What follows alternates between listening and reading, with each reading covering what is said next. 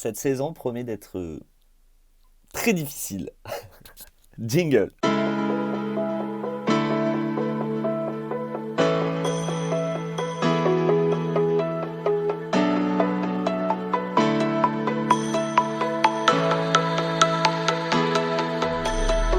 Salut tout le monde, c'est Vin, j'espère que vous allez bien. Nous sommes au jour 3 de mon défi des 100 jours, saison 16, pour manifester une vie extraordinaire. Et aujourd'hui, j'avais une question existentielle. Donc je regarde mes notes en même temps. Comment manifester, de toute façon c'est dans le titre, comment manifester quand on est multipotentiel? Alors, c'est quoi un multipotentiel? En fait, je vais vous expliquer un petit peu ce qu'est un multipotentiel et comment ça va être plutôt compliqué, selon moi, principalement sur cette saison. Pourquoi ça n'a pas été compliqué pour les autres et que ça va être compliqué pour celle-ci? Déjà parce que j'ai découvert tout récemment, c'était l'année dernière, que j'étais multipotentiel. Un multipotentiel, qu'est-ce que c'est? C'est un peu le même principe qu'un HPI, au potentiel intellectuel, qu'un hypersensible. Voilà, c'est tous ces noms en fait, qui ont été donnés sur des troubles psychologiques ou des troubles neurologiques ou autres. Alors, je ne vais pas dire que j'ai un trouble neurologique, mais ce système de pensée en fait, qui est principalement en arborescence. La majorité des personnes ont ce qu'on appelle une pensée séquentielle, c'est-à-dire que pour eux, la pensée, il y a une pensée qui vient et puis il y en a une autre ensuite, une autre, ainsi de suite. C'est-à-dire qu'ils se concentrent sur quelque chose, ils se concentrent ensuite sur le reste, etc.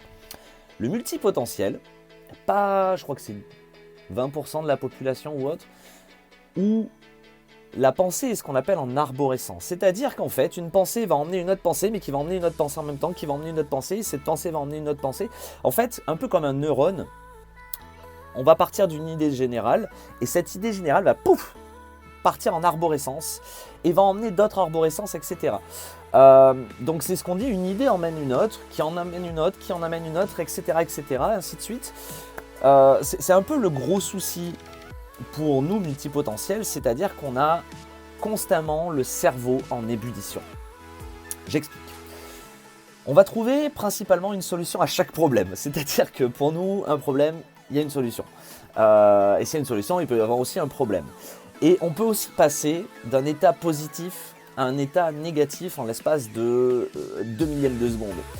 Et c'est ce qui s'est un peu passé hier après-midi pour moi, parce que en fait, quand vous avez une pensée en arborescence, vous imaginez tout plein de scénarios, possibles ou pas possibles. En fait, vous êtes toujours dans l'imaginaire, vous êtes toujours dans le « et si ça se passe mal », et si ça. C'est assez complexe en fait, et on a cette obligation d'être toujours en mouvement quand on est multipotentiel, parce qu'on s'ennuie très vite, surtout quand on n'a pas ou peu de projets. Et on est toujours obligé d'être vraiment en mouvement. Ça, c'est aussi mon gros problème, c'est aussi mon gros souci, et c'est ce que les gens me disent autour, et c'est une incompréhension. Ils me disent toujours, mais Vince, t'as toujours 15 000 projets à la minute, tu finis pas les tâches, tu commences un projet, tu le termines pas, tu as toujours 15 000 projets, puis t'en fais un, et puis tu le termines pas, et puis tu en lances un autre, etc. Ça, c'est le gros souci des multipotentiels, c'est qu'on va avoir une idée, et il va falloir automatiquement qu'elle sorte de notre tête. Je ne sais pas si vous voyez, je ne sais pas si vous comprenez ce que ça veut dire, c'est que en fait, chaque sujet pour moi est intéressant, et chaque sujet emmène des idées, qui emmènent d'autres idées, etc. C'est très compliqué, et c'est pour ça que j'ai toujours plein de projets en même temps, que je suis obligé de faire ça, que je n'arrive pas à les terminer, parce que je veux faire le tour de ce sujet, j'ai soif d'apprendre, j'ai soif de connaissances, etc. Ce qui fait qu'une fois que j'ai fait le tour pour moi de ce projet ou de cette connaissance, je suis obligé de passer à autre chose, sinon je m'ennuie très vite. Et ça, c'est le gros problème. Le multipotentiel aussi est toujours en mode multitâche. Il est toujours obligé de faire quelque chose. Et c'est vrai que j'ai toujours eu ce retour des gens qui me disent « Mais Vincent, tu es en train de faire un truc, tu es obligé d'être sur ton portable en même temps, tu es obligé d'ouvrir YouTube, tu es obligé de faire ci. » En fait, c'est ce mode multitâche. C'est-à-dire que le multipotentiel, quand il travaille bien cette compétence, parce que la multipotentialité, c'est une compétence, il peut faire plein de choses à la fois. Il peut être extrêmement efficace. Le multipotentiel, ce n'est pas un spécialiste. Au contraire, c'est un généraliste, mais qui va apporter des solutions par rapport à tout ce qu'il connaît. Donc c'est ce que j'ai vu ce matin, j'ai vu une vidéo sur TikTok qui était extrêmement cool et qui m'a donné envie de parler justement de la multipotentialité sur ce défi des 100 jours.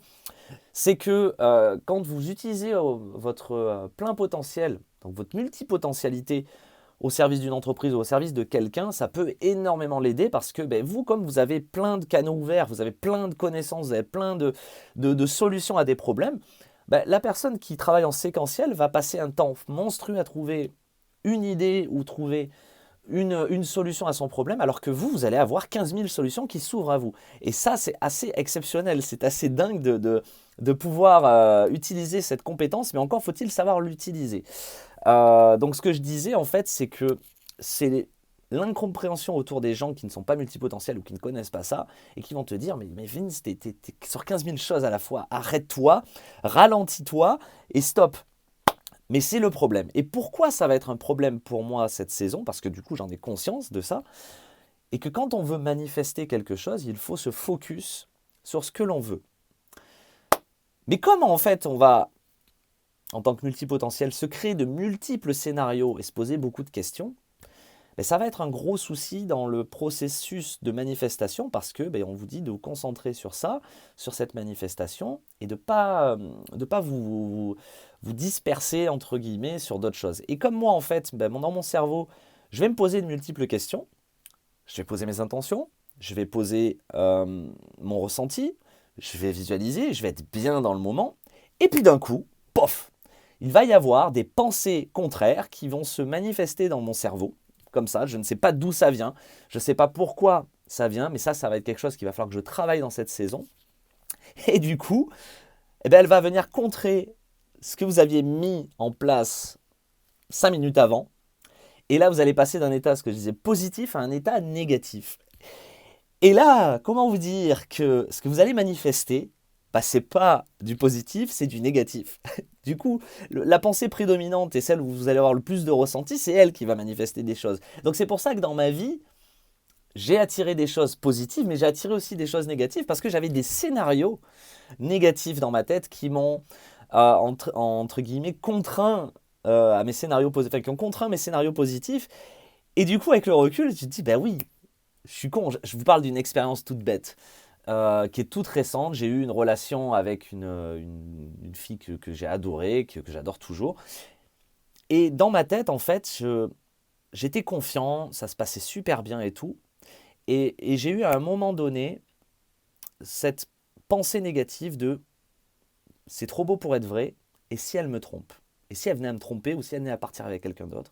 J'ai tellement entretenu cette pensée négative que j'en ai fait, entre guillemets, une réalité. Je peux vous garantir que dans la semaine qui suivait, c'était le cas. Et alors, je l'ai pris avec du détachement, je l'ai pris avec du recul. Et c'est ça aussi qui est dingue avec ça, c'est quand vous travaillez sur vous, quand vous faites du développement personnel, vous savez que tout ce qui est dans votre réalité, c'est en partie, je vais dire en partie parce qu'il y a beaucoup de gens, ça va les choquer, c'est de votre responsabilité. Parce que à partir du moment où vous avez entretenu des pensées négatives, vous avez entretenu des pensées un peu,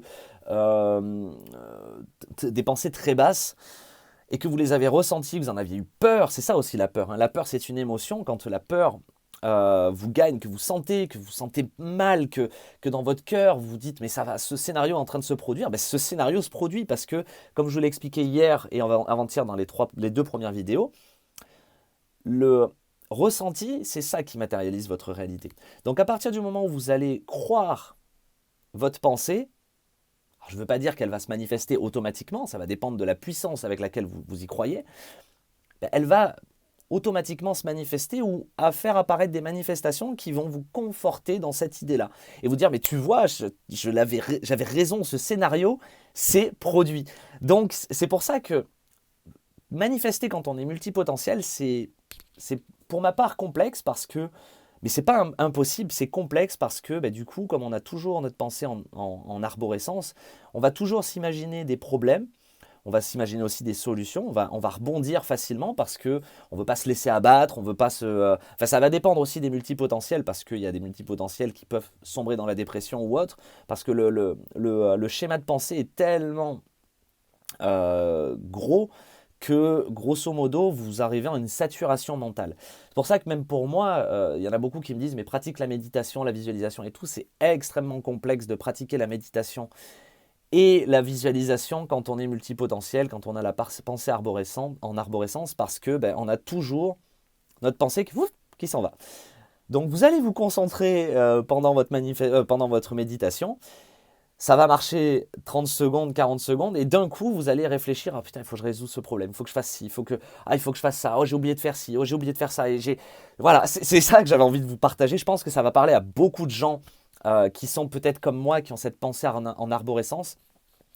Parce que je ne veux pas dire que forcément vous êtes multipotentiel, cette pensée-là, parce que vous pouvez être aussi HPI, vous pouvez être hypersensible, vous pouvez être empathique, vous pouvez être aussi ce qu'on appelle les zèbres, vous pouvez être aussi surdoué.